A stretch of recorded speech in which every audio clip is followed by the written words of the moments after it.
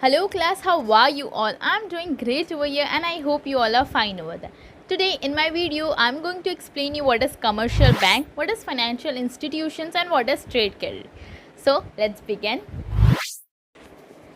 So class, our very first point is commercial bank. What is commercial bank? Commercial bank is nothing else but it is bank. हम जो normal bank को use करते हैं, जहाँ पे हम saving accounts open करवाते हैं, जहाँ पे हमारे फिक्स डिपॉजिट्स होते हैं, that is commercial bank.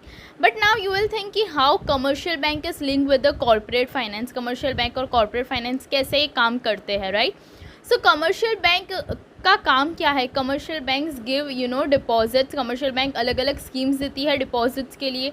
Commercial bank loans देती है. कमर्शियल बैंक अगेन हम वहाँ पे सेविंग अकाउंट ओपन कर सकते हैं और हमारा जो सेविंग अकाउंट होता है ना, हमारा जो सेविंग होता है उसी को यूज़ करके कमर्शियल बैंक क्या करती है, कॉर्पोरेट जो बिज़नेस है इनको लोन प्रोवाइड करती है. सो कमर्शियल बैंक बेसिकली क्या करती है, डिपॉजिट स्कीम रखती है. कमर्शियल बैंक इंडिविजुअल के पैसे भी अपने पास रखती है और सेविंग अकाउंट के पैसे को क्या करती है, यूज़ करती है for corporate financing. Commercial bank is really important for the corporate finance. Commercial bank बहुत इंपॉर्टेंट है for short term and medium term financing. Short term और मीडियम टर्म के लिए यूज़ करते हैं कंपनीज उसे. And commercial bank working capital के लिए बहुत इंपॉर्टेंट है. जब कंपनी वर्किंग कैपिटल की बात करती है तो commercial bank is the one which plays the most important role. And second is trade credit.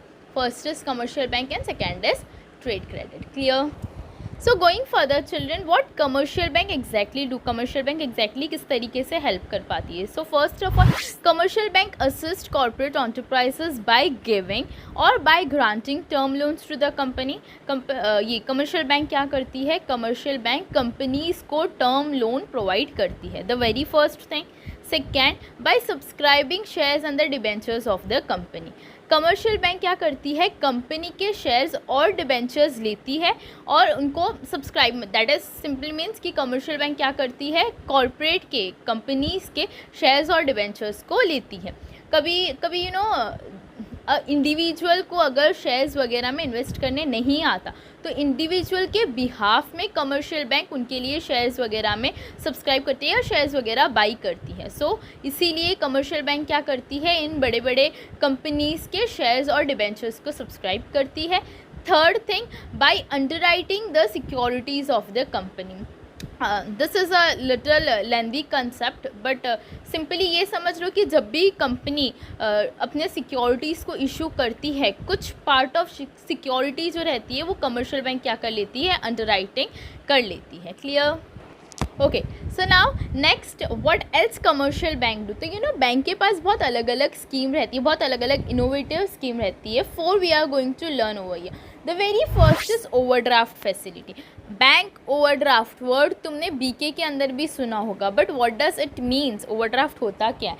Now see, जो भी बिजनेसमैन रहता है ना, दे open a current account in the bank. वो क्या करते हैं, करंट अकाउंट ओपन करते हैं. करंट अकाउंट में फैसिलिटी ये होती है कि तुम जब चाहे विड्रॉ कर सकते हो अपने अमाउंट और जब चाहे डिपॉजिट कर सकते हो. ठीक है, सेविंग वगैरह में ये फैसिलिटीज़ अवेलेबल नहीं होती. सो करंट अकाउंट के अंदर बैंक क्या स्कीम देती है, the bank provide overdraft facility. मतलब फॉर एग्ज़ाम्पल, अगर तुम्हारे बैंक में ओनली 50,000 रुपीज़ है, so bank provide the facility. Bank एक लिमिट देती है, एक लिमिट सैंक्शन करती है, उस लिमिट तक के पैसे तुम विड्रॉ कर सकते हो. फॉर एग्ज़ाम्पल, बैंक ने यहाँ पे 1 लाख रुपीज़ सैंक्शन किए हुए हैं. Although in your bank account you have only 50,000 rupees, but you can withdraw 1 lakh at time. तुम 1 लाख रुपीज़ क्या कर सकते हो, विड्रॉ कर सकते हो, बिकॉज बैंक एक लिमिट सैंक्शन करती है.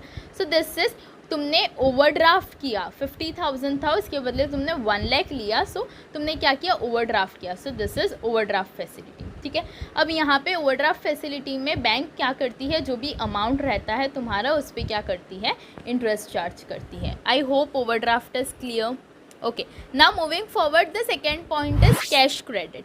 अब कैश क्रेडिट क्या होता है? Cash credit is really very important, but cash credit is similar like overdraft facility. Cash credit भी ओवरड्राफ्ट फैसिलिटी की तरह ही है. कैश क्रेडिट के अंदर भी बैंक क्या करती है, फैसिलिटी प्रोवाइड करती है कि तुम्हारे पास जितना कैश है उसके अलावा तुम थोड़ा और ले सकते हो. लिमिट सैंक्शन रहती है same, but over year when you are when you are taking the money, जब तुम अपने पैसे ले रहे हो या उस पर एक्स्ट्रा मनी जो तुम ले रहे हो उस पर तुम्हें कोई प्लेज देना पड़ता है और एल्स कोई सिक्योरिटी देनी पड़ती है या फिर कोई गुड्स देना पड़ता है. You have to give something in return, वहाँ पे कुछ गिरवी रखना पड़ता है and then you can take the money. Okay, and the next thing is कि इंटरेस्ट भी जो भी तुम्हारा विड्रॉवल का अमाउंट है उस पर चार्ज होता है. Clear? Okay. The third point is cash. अब कैश लोन. अब कैश लोन क्या होता है? बैंक हमने बहुत बार सुना है कि बैंक लोन प्रोवाइड करती है. Cash loan is nothing else but क्या करती है? बैंक पूरा का पूरा अमाउंट एज अ लोन देती है और उस पूरे अमाउंट पे क्या करती है? Time to time interest charge करती है. Clear? So the fourth point is discount of bill. Now what is discount of bill?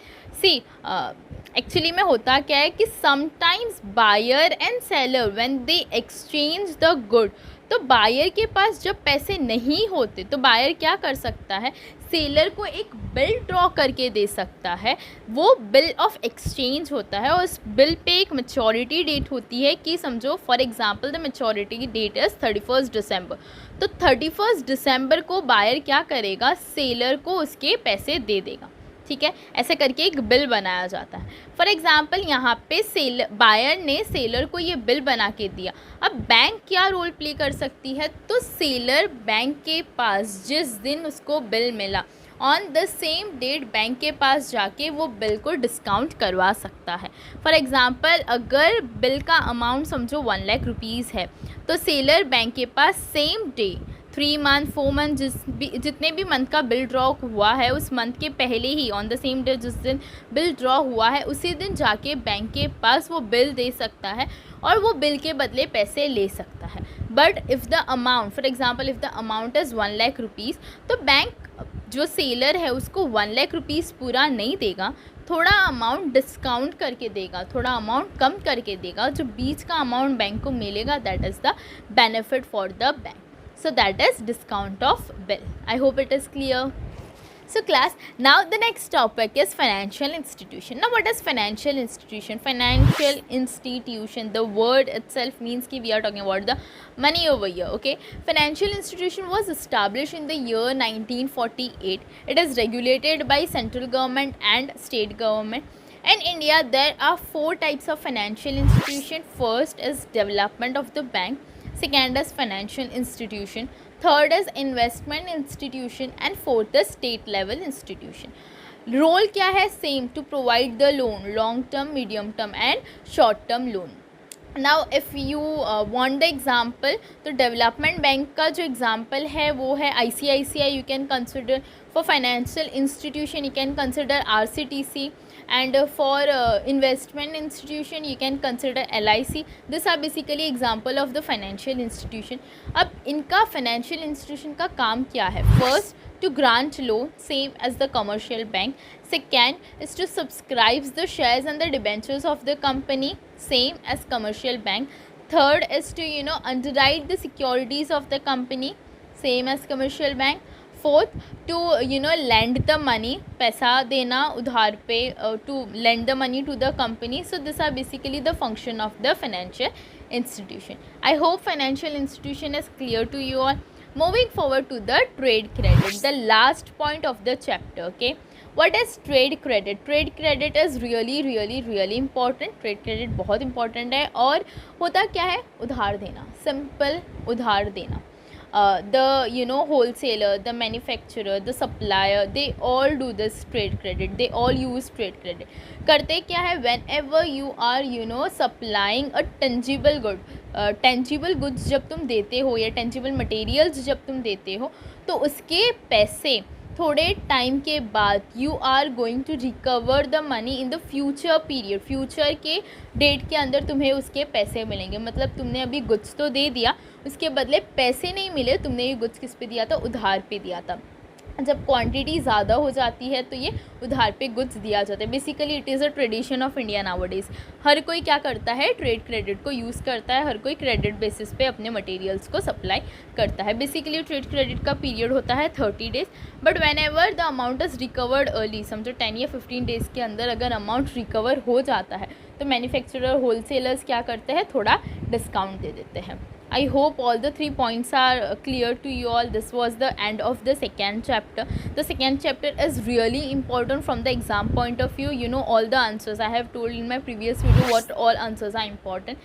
सारे आंसर्स एक्सप्लेन किए हुए. The link is in the description box. Please go and check the answers and do subscribe my channel, share and like. Thank you so much.